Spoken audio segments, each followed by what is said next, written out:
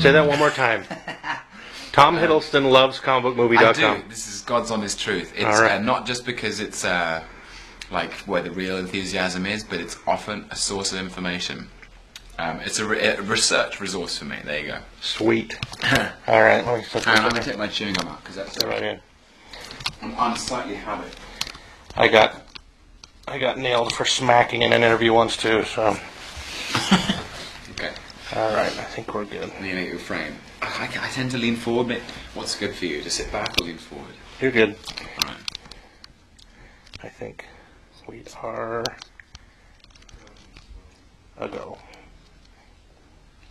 You know, people put themselves on tape for these, for like, my friend Patrick Kennedy, who was in Warhorse with me, literally filmed himself doing a scene with a flip camera. Oh, they're great. Sent it to Steven Spielberg and got the job. Yeah, yeah. I mean, who carries huge mega cameras around anymore? Yeah. So, all right, first question. Have you seen the movie? Oh, yeah, last night. Oh, you saw it? It's good. Okay, good. Very good. That's a relief for me. But on behalf of all comic book movie fans around the globe, let me be the first to say to you, you bastard, you killed Agent Coulson. He's a beloved character. What were you thinking? I'm ashamed. What was Joss Whedon thinking? Oh. Yeah. But you know what? I mean, when I saw it, I hate myself for doing it. Because I've become as much of a fan of all of these films as everybody is. I love watching them. You know, it's absolutely true when I say that I was doing a TV job in Sweden when I first saw the very first Iron Man.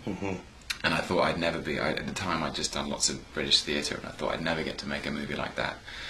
And then suddenly to be allowed to be part of the Marvel cinematic universe is such a privilege, and so I do feel like Clark Gregg as Coulson is kind of, he's like the spokesperson for the fans in a way. He's like the fans' favourite. He's the access of Joe Public into all of these films. He's someone who's just like very normal. He has no superpowers, and he's become the glue. You know, he's the glue of the Marvel universe. I can't believe that I kill him. Well, it does give the film, and he is magnificent in this film, Clark himself. Yes. And it's finally the role he deserves. After basically, you know, Coulson is part of the reason that we got to make Avengers in a way.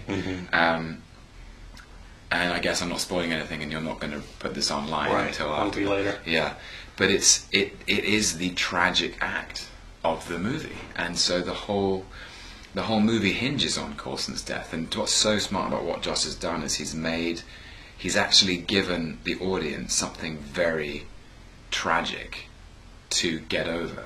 Yeah. So you know, it's like in his own words, they need something to avenge. It was a good death. It's a good death, and it brings everyone together. It brings these disparate egos who are all jostling for space and for kind of power, like Iron Man, Captain America, Thor. Everyone's arguing, and suddenly Coulson dies, and they go, "We've got to get over this, and we've got to pull through." I think Joss nailed it.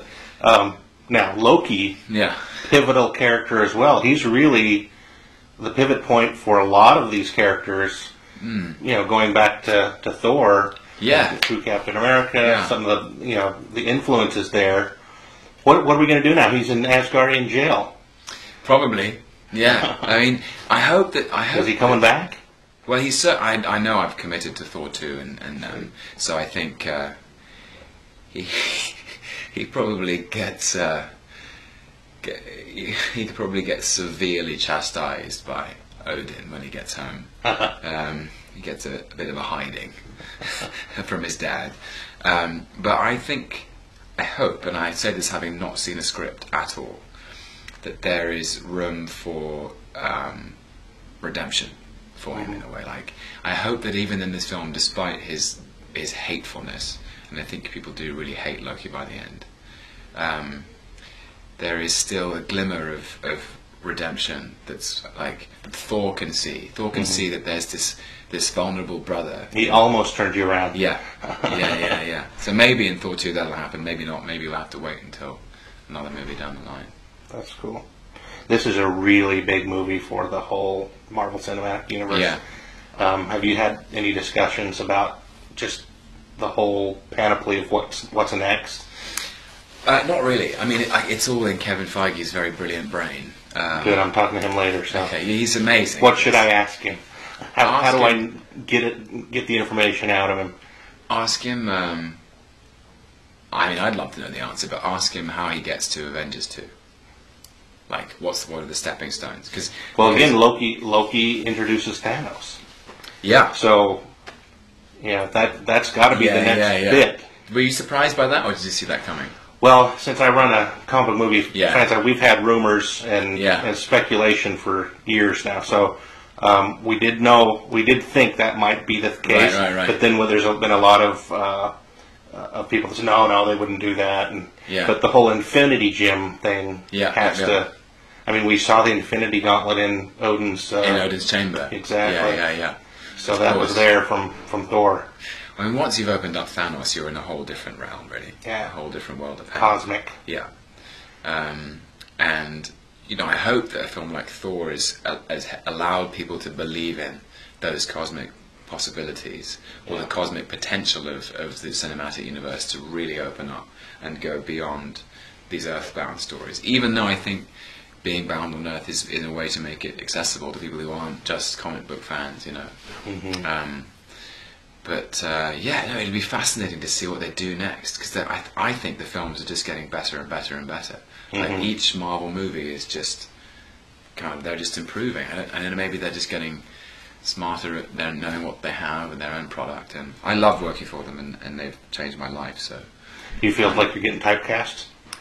I'm very lucky that in the space between playing Loki in Thor and playing Loki in Avengers, I did some really different things. I went and worked for Woody Allen and played F. Scott Fitzgerald, and Warhorse is in Warhorse I play the nicest man on the planet who just doesn't have a malicious bone in his body, and that was nice to do because Loki's getting darker and darker and darker and darker. So yeah, the thing I love about acting is getting to explore different facets of human nature, and each character that I've played represents a different flavour of humanity, a different truth. So I hope I don't get typecast. Yeah. All right, man. It's so nice to talk to you. You too. And I mean that about the